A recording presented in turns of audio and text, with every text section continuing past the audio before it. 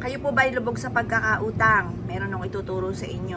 Upang sa ganon, kayo po ay bukod sa inyo po sipag at tiyaga ha mga bossing sa inyong trabaho, bukod po dyan, tuturuan ko po kayo ng pang-attract na swerte para makabayad ka agad sa mga pagkakautang.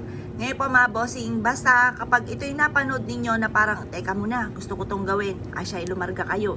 Pero kung napanood nyo ito na parang, ay ayoko, parang hindi naman yung mga ganyan mga bossing, asya huwag pipilitin ang sarili mga bossing. Ngayon pa mga bossing, kasi hindi rin po natutupad kapag po ganon. Kung kayo magwi-wish tapos parang may alinlangan ka, hindi rin po natutupad.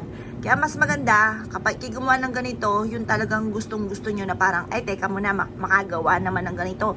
Total naman, tinatapon ko na yung mga eggshell, gagamitin kong pampaswerte. Ganon mga bossing. Ngayon pa mga bossing, ganito lang inyo pong gagawin. Kumuha po kayo ng shell, kagaya po nito. Pagkatapos mag-wish po kayo, sabihin nyo po sa pamamagitan ng aking